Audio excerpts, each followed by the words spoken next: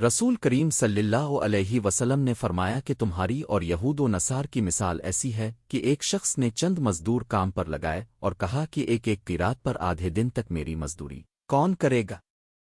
پس یہود نے ایک قیراط پر یہ مزدوری کی، پھر نصار نے بھی ایک قیراط پر کام کیا، پھر تم لوگوں نے عصر سے مغرب تک دو دو قیراط پر کام کیا۔ اس پر یہود و نصار غصہ ہو گئے کہ ہم نے تو زیادہ کام کیا اور مزدوری ہم کو کم ملی۔ اس پر اس شخص نے کہا کہ کیا میں نے تمہارا حق ذرہ برابر بھی مارا ہے؟ تو انہوں نے کہا کہ نہیں۔ پھر اس شخص نے کہا کہ یہ میرا فضل ہے جسے چاہوں زیادہ دیتا ہوں۔ صحیح البخاری حدیث نمبر 9۔ نبی کریم صلی اللہ علیہ وسلم نے بتلایا کہ اللہ تعالیٰ کا فرمان ہے کہ 3 قسم کے لوگ ایسے ہیں کہ جن کا قیامت میں خود مدعی بنوں گا۔ ایک تو وہ شخص جس نے میرے نام پہ عہد کیا اور پھر وعدہ خلافی کی، دوسرا وہ جس نے کسی آزاد آدمی کو بیچ کر اس کی قیمت کھائی، اور تیسرا وہ شخص جس نے کسی کو مزدور کیا پھر کام تو اس سے پورا لیا لیکن اس کی مزدوری نہ دی۔ صحیح البخاری 10۔ حدیث نمبر۔ نبی کریم صلی اللہ علیہ وسلم نے فرمایا، مسلمانوں کی اور یہود و نصار کی مثال ایسی ہے کہ ایک شخص نے چند آدمیوں کو مزدور کیا کہ یہ سب اس کا ایک کام صبح سے رات تک مقررہ اجرت پر کریں۔ چنانچہ کچھ لوگوں نے یہ کام دوپہر تک کیا، پھر کہنے لگے کہ ہمیں تمہاری اس مزدوری کی ضرورت نہیں ہے جو تم نے ہم سے طے کی ہے، بلکہ جو کام ہم نے کر دیا وہ بھی غلط رہا۔ اس پر اس شخص نے کہا کہ ایسا نہ کرو، اپنا کام پورا کر لو اور اپنی پوری مزدوری لے جاؤ، لیکن انہوں نے انکار کر دیا اور کام چھوڑ کر چلے گئے۔ آخر اس نے دوسرے مزدور لگائے اور ان سے کہا کہ باقی دن پورا کر لو تو میں تمہیں وہی مزدوری دوں گا جو پہلے مزدوروں سے طے کی تھی۔ چنانچہ انہوں نے کام شروع کیا، لیکن عصر کی نماز کا وقت آیا تو انہوں نے بھی یہی کیا کہ ہم نے جو تمہارا کام کر دیا ہے وہ بالکل بیکار رہا، وہ مزدوری بھی تم اپنے ہی پاس رکھو جو تم نے ہم سے طے کی تھی۔ اس شخص نے ان کو سمجھایا کہ اپنا باقی کام پورا کر لو، دن بھی اب تھوڑا ہی باقی رہ گیا ہے، لیکن وہ نہ مانے۔ آخر اس شخص نے دوسرے مزدور لگائے کہ یہ دن کا جو حصہ باقی رہ گیا ہے اس میں یہ کام کر دیں۔ چنانچہ ان لوگوں نے سورج غروب ہونے تک دن کے بقیہ حصہ میں کام پورا کیا اور پہلے اور دوسرے مزدوروں کی مزدوری بھی سب انہی کو ملی۔ تو مسلمانوں کی اور اس نور کی جس کو انہوں نے قبول کیا یہی مثال ہے۔ صحیح البخاری حدیث نمبر 11۔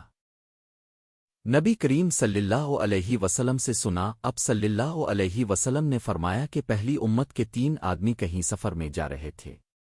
رات ہونے پر رات گزارنے کے لیے انہوں نے ایک پہاڑ کے غار میں پناہ لی اور اس میں اندر داخل ہو گئے۔ اتنے میں پہاڑ سے ایک چٹان لڑکا اور اس نے غار کا منہ بند کر دیا۔ سب نے کہا کہ اب اس غار سے تمہیں کوئی چیز نکالنے والی نہیں سوا اس کے کہ تم سب اپنے سب سے زیادہ اچھے عمل کو یاد کر کے اللہ تعالیٰ سے دعا کرو۔ اس پر ان میں سے ایک شخص نے اپنی دعا شروع کی کہ اے اللہ، میرے ماں باپ بہت بوڑھے تھے اور میں روزانہ ان سے پہلے گھر میں کسی کو بھی دودھ نہیں پلاتا تھا، نہ اپنے بال بچوں کو اور نہ اپنے غلام وغیرہ کو۔ ایک دن مجھے ایک چیز کی تلاش میں رات ہو گئی اور جب میں گھر واپس ہوا تو وہ میرے ماں باپ سو چکے تھے۔ پھر میں نے ان کے لیے شام کا دودھ نکالا، جب ان کے پاس لایا تو وہ سوئے ہوئے تھے۔ مجھے یہ بات ہرگز اچھی معلوم نہیں ہوئی کہ ان سے پہلے اپنے بال بچوں آپ نے کسی غلام کو دودھ پلاؤں، اس لیے میں ان کے سرہانے کھڑا رہا۔ دودھ کا پیالہ میرے ہاتھ میں تھا اور میں ان کے جاگنے کا انتظار کر رہا تھا، یہاں تک کہ صبح ہو گئی۔ اب میرے ماں باپ جاگے اور انہوں نے اپنا شام کا دودھ اس وقت پیا۔ اے اللہ، اگر میں نے یہ کام محض تیری رضا حاصل کرنے کے لیے کیا تھا تو اس چٹان کی آفت کو ہم سے ہٹا دے۔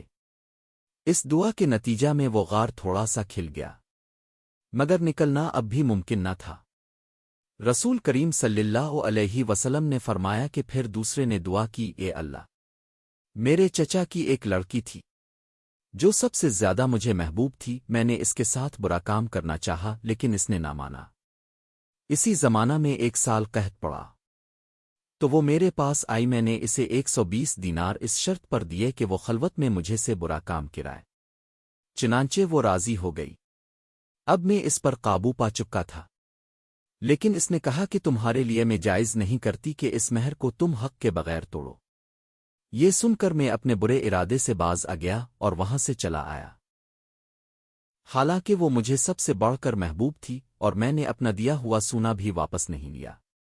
اے اللہ، اگر یہ کام میں نے صرف تیری رضا کے لیے کیا تھا تو ہماری اس مصیبت کو دور کر دے۔ چنانچہ چٹان ذرا سی اور کھسکی لیکن اب بھی اس سے باہر نہیں نکلا جا سکتا تھا۔ نبی کریم صلی اللہ علیہ وسلم نے فرمایا اور تیسرے شخص نے دعا کی، اے اللہ، میں نے چند مزدور کیے تھے، پھر سب کو ان کی مزدوری پوری دے دی مگر ایک مزدور ایسا نکلا کہ وہ اپنی مزدوری ہی چھوڑ گیا۔ میں نے اس کی مزدوری کو کاروبار میں لگا دیا اور بہت کچھ نفع حاصل ہو گیا۔ پھر کچھ دنوں کے بعد وہی مزدور میرے پاس آیا اور کہنے لگا، اللہ کے بندے، مجھے میری مزدوری دی دے۔ میں نے کہا، یہ جو کچھ تو دیکھ رہا ہے، اونٹ گائے بکری اور غلام، یہ سب تمہاری مزدوری ہی ہے۔ وہ کہنے لگا، اللہ کے بندے، مجھ سے مذاق نہ کر۔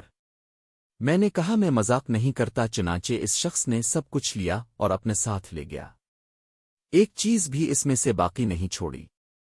تو اے اللہ، اگر میں نے یہ سب کچھ تیری رضا مندی حاصل کرنے کے لیے کیا تھا تو ہماری اس مصیبت کو دور کر دے۔